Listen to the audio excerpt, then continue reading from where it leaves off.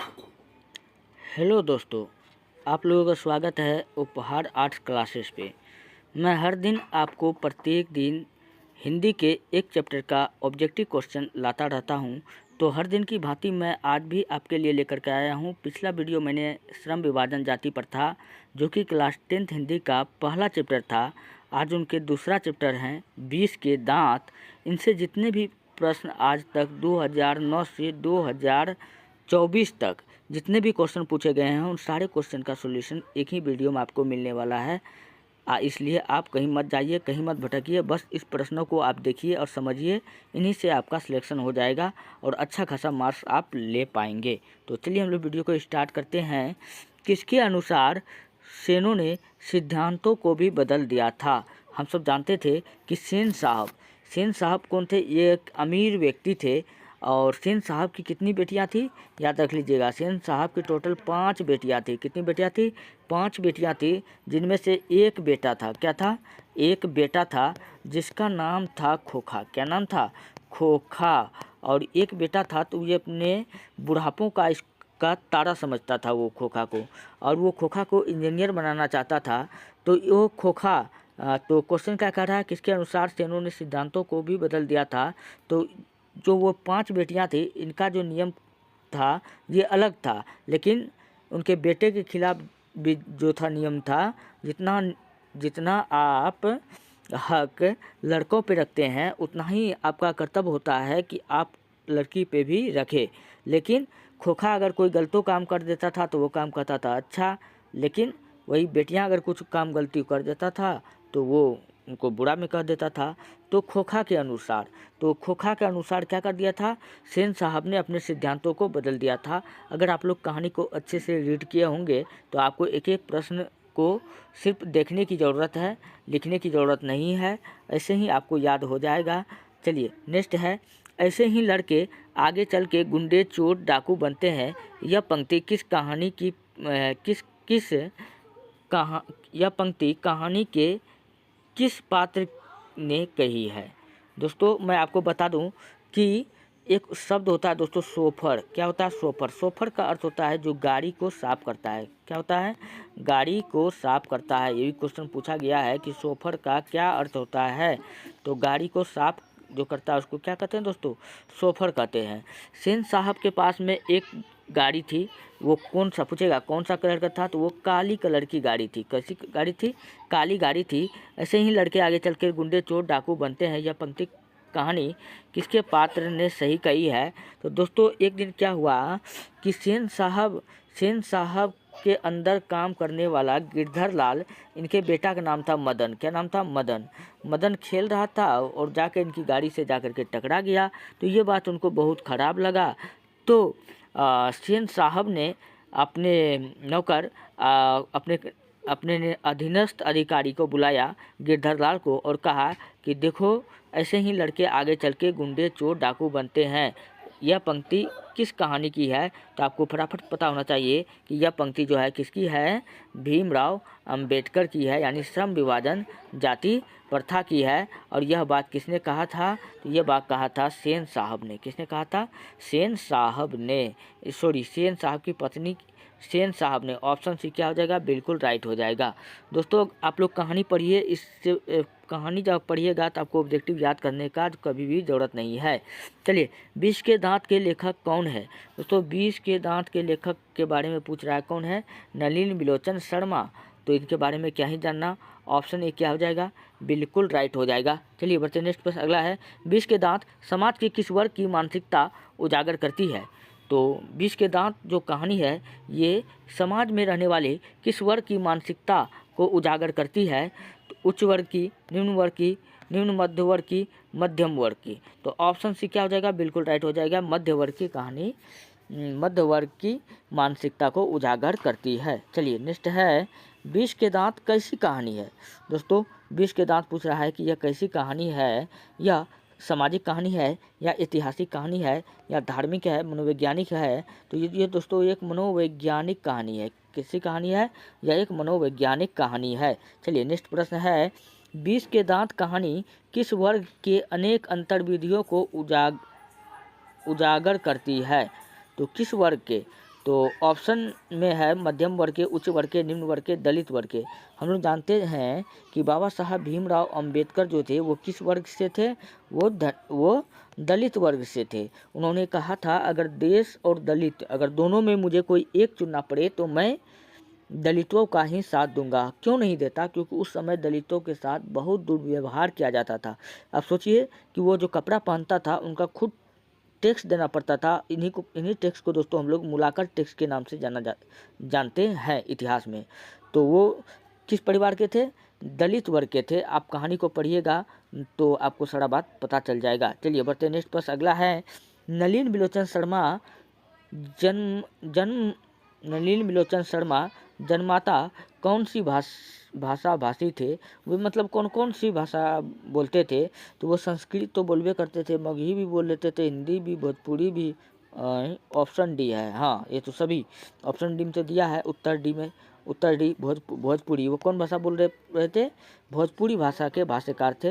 ये बात आपको याद रखना है, संस्कृत मगही हिंदी नहीं होगा। चलिए 7वां नंबर, नलिन बिलोचन शर्मा का जन्म कहाँ हुआ था।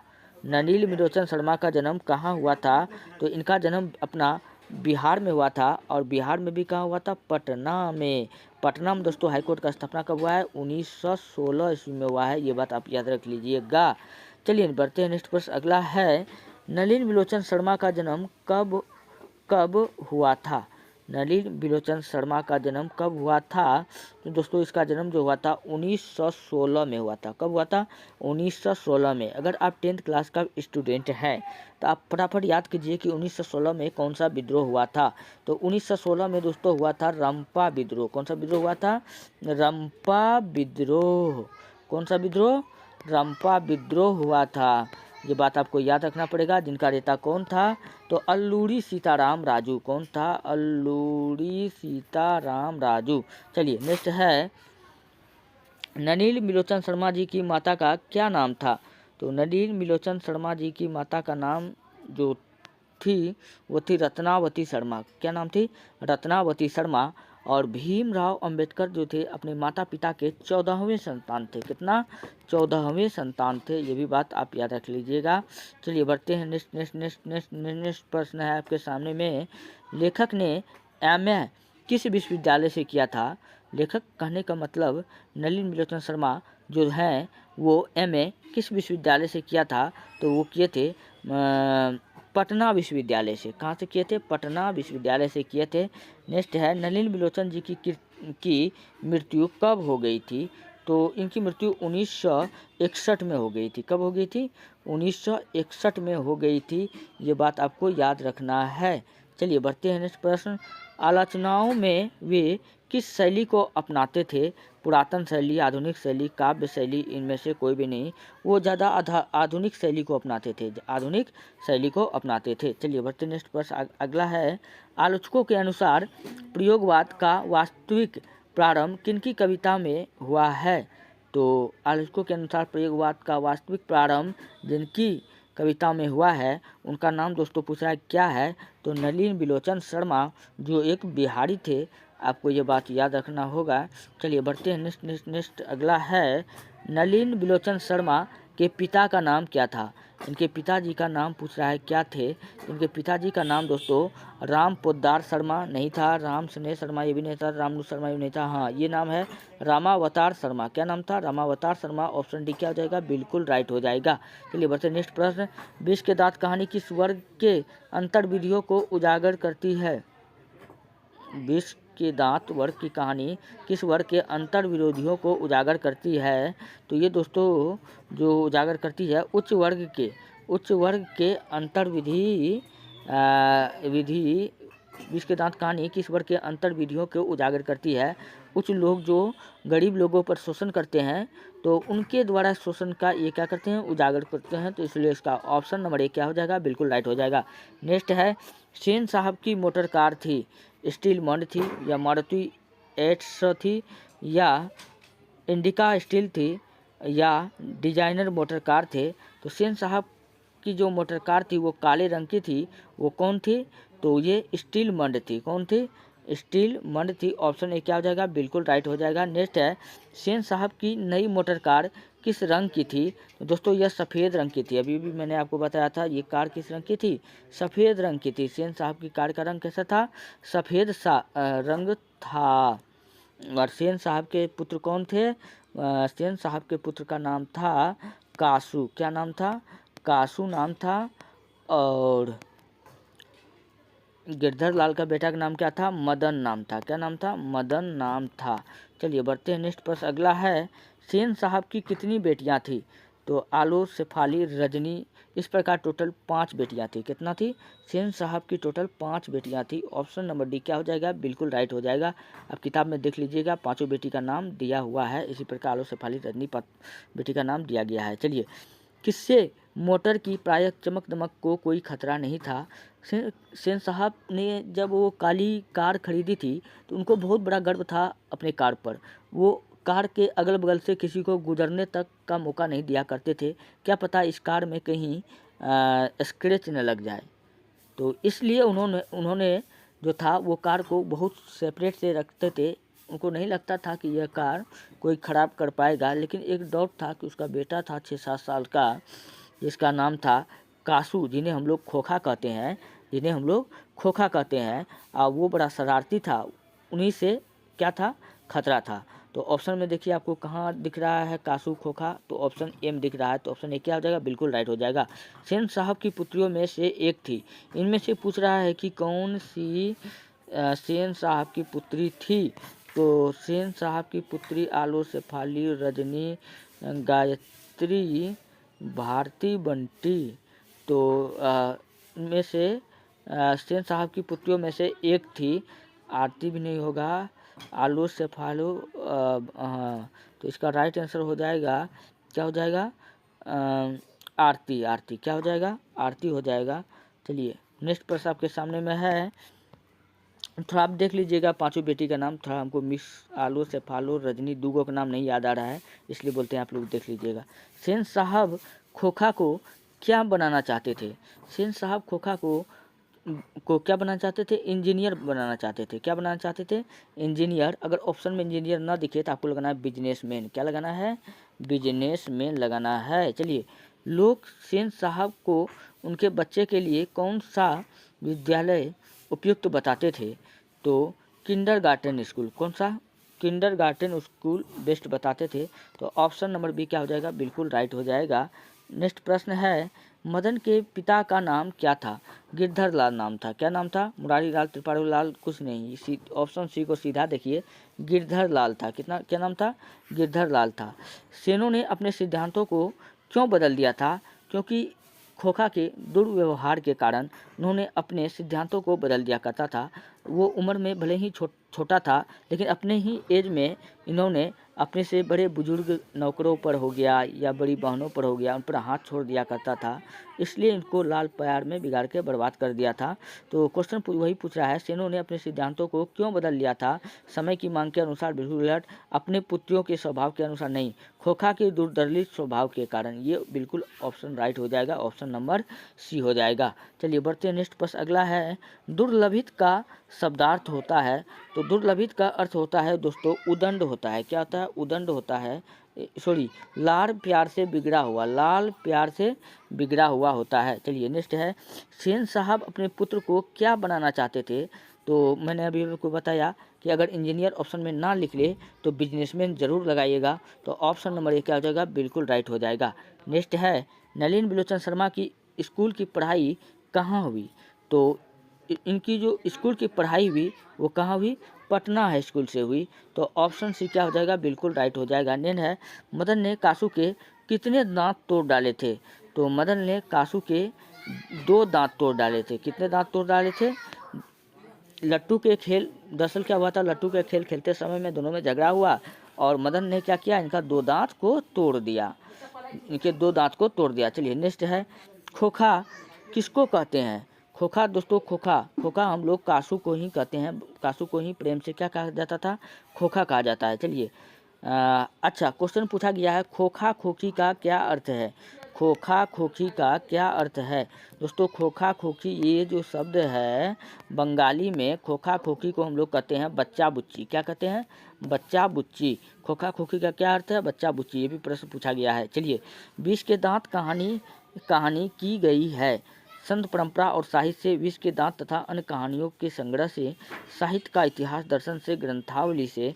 इसका राइट आंसर क्या हो जाएगा? विष के दांत तथा अन्य कहानी संग्रह से।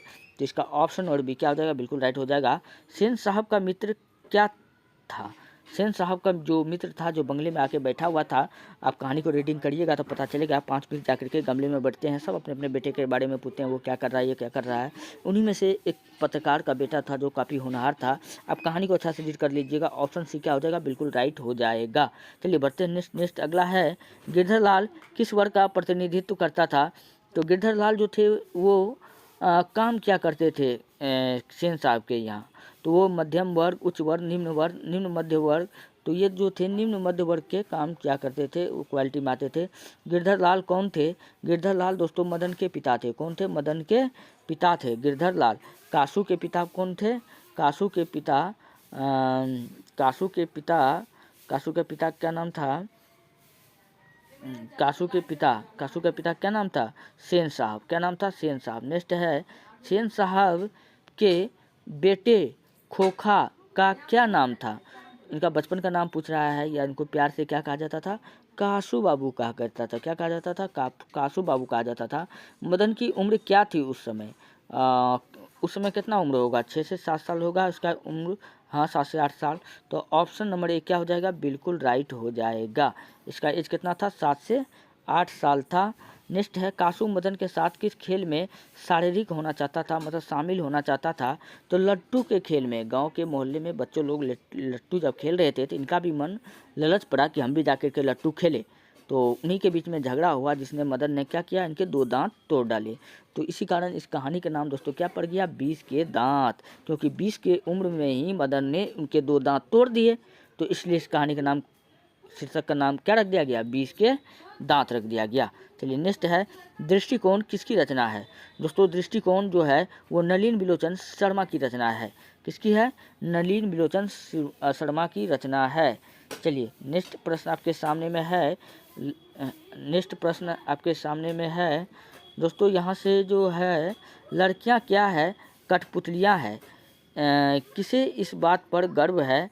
दोस्तों इस सेन साहब जो हैं उनके दंपति यानी उनके माता पिता को इस बात पर गर्व है, लड़कियां जो क्या होती है? एक माता पिता की कठपुतलियां होती है। इसलिए तो कहा गया है कि सेन साहब के घर में पुत्रों के लिए अलग नियम था और जबकि पुत्रियां के लिए अलग व्यवस्था था।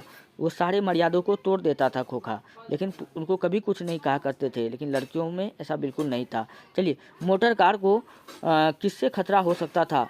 तो मोटर कार जो खरीद के लाया था उसको पता था कि इस कार को तो कोई नहीं छुएगा, लेकिन कासू बड़ा बदमाश है, ये उसी का काम हो सकता है। दोस्तों मोटर कार का जो खतरा किससे था? तो कासू से था। किससे था? कासू से था। सेन साहब ने किसे खूब फटकार लगाई?